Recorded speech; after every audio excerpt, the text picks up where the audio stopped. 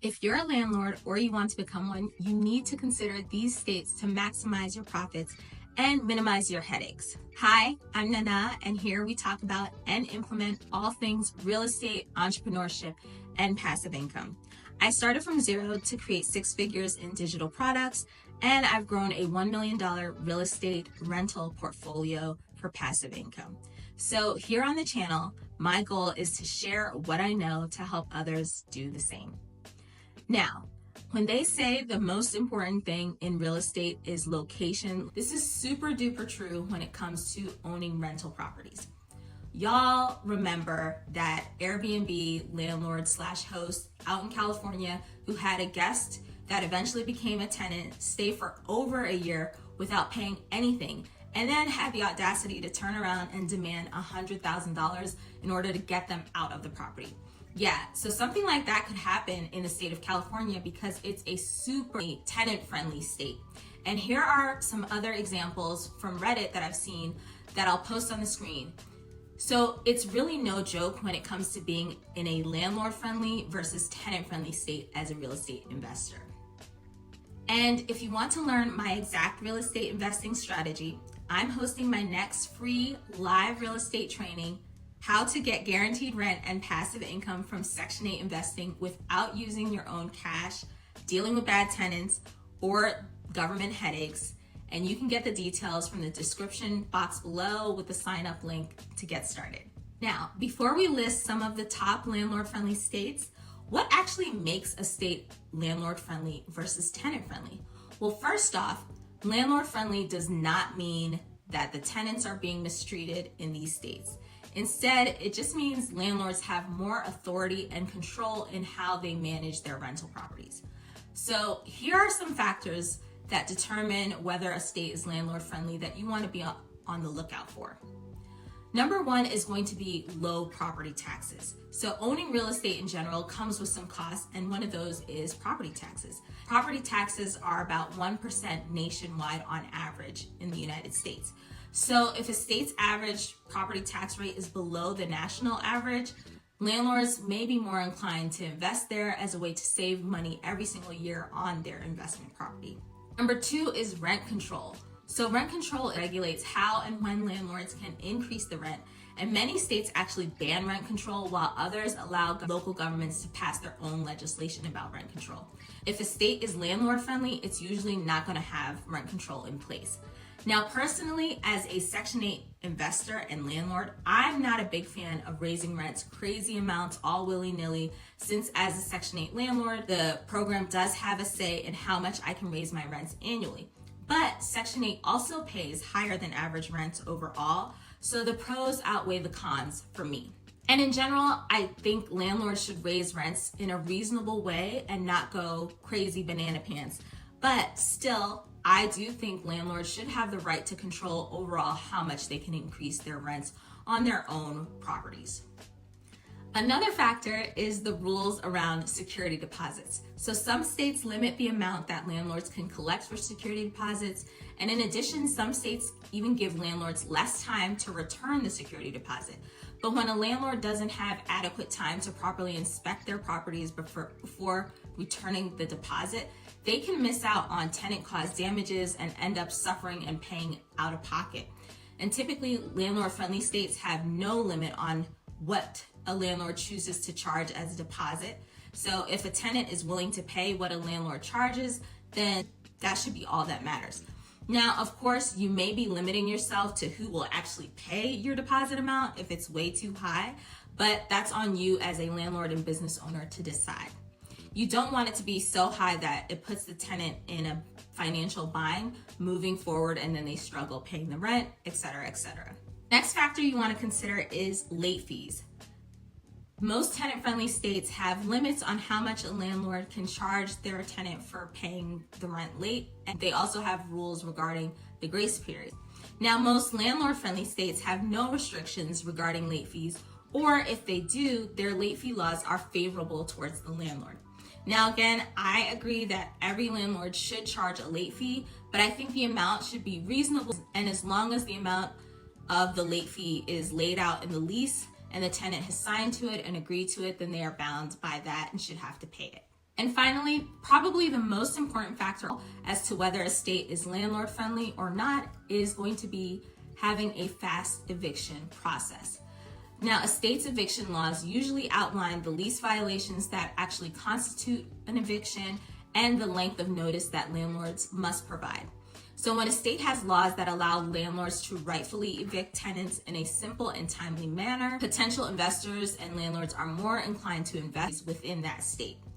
And landlord-friendly states are known to have very fast eviction process. And this is important because if you're trying to evict a tenant within a tenant-friendly state, you can have the tenant living in your property rent-free, free for months on end if the laws allow it. And that is not something that you want.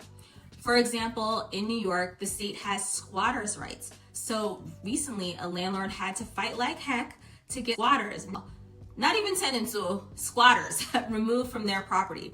They had to notify the squatters in writing and serve them a 30-day notice of termination. That's 30 days. Then wait another 30 days to see if the squatters left or not. And then they finally got to file for eviction, but then the judge might give them an additional 30 days to leave, them being the squatters. So yes, that's banana pants to me. And all that time, the landlord is not getting paid, but still likely has a mortgage that they have to pay all those months that they're not making any money. Now, in a landlord-friendly state, you don't have those kind of issues. You can usually begin the eviction process within 3 to 10 days of a tenant violating the lease agreement, and within a month, the tenant can be evicted. The laws in these kind of states are on your side when it comes to the tenant actually violating the lease terms, not paying on time, doing illegal activity within the property, squatting, etc. And that's what makes this the biggest factor in determining if a state is landlord friendly or not. So here are some of the top 5 states that are going to work in your favor when you're looking to buy rental properties and be a profitable landlord. First is Arizona. Arizona has a low average property tax rate. According to smartasset.com, homeowners in Arizona pay only about 0.51% in property taxes. The state also has no rental license requirement, but landlords do have to register their residential rental property with the county assessor where their property is located. Arizona also does not have rent control, so a landlord can charge any amount for rent as long as they outline the amount within the lease. And in addition, there are no limits to rent increases within Arizona. So landlords can raise a tenant's rent if they include the proper provisions within the lease agreement. Another reason that makes Arizona super landlord friendly is that tenants cannot withhold rent for any reason. So if a tenant in Arizona fails to pay rent, their landlord can deliver a 5-day notice to pay or move out.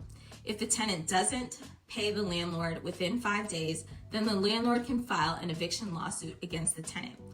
And if a tenant commits any illegal activity within the rental property, such as selling drugs, the landlord can immediately terminate the rental agreement and evict that tenant. And the biggest thing that makes Arizona landlord friendly is that the state's eviction process is pretty swift. It can begin as early as 5 days after a tenant violates the lease. And after judgment has been passed, the tenant has between 12 hours and 5 days to actually vacate the property. The next state is Indiana. In Indiana, there are no limits on the late fees that a landlord can charge and no laws that limit the security deposit amount. The state also has a 10-day notice after a tenant violates the lease, so you can provide them with 10 days notice to pay the rent or vacate, and if they don't pay you, you can start the eviction process right away. Next on the list is Colorado. In Colorado, landlords have to give tenants 3 days notice to pay overdue rent before they can begin the eviction process.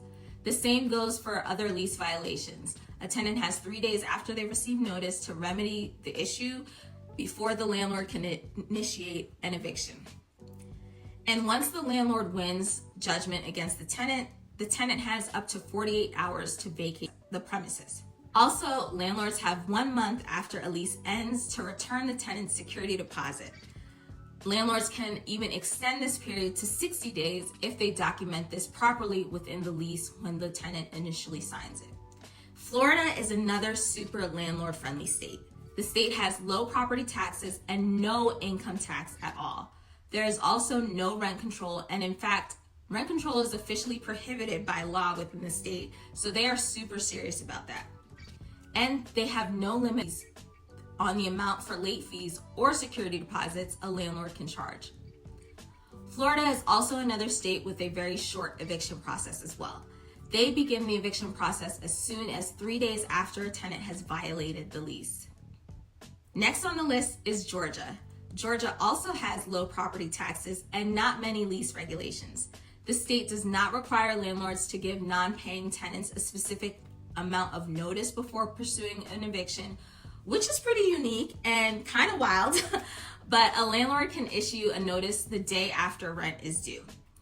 Also, the notice does not have to be in writing either, which is something I would never do as a landlord. I would always put notice in writing just to cover my butt, but unless a tenant's lease outlines a certain notice period, a landlord can determine how much time they want to give their tenant to pay before they begin the eviction process.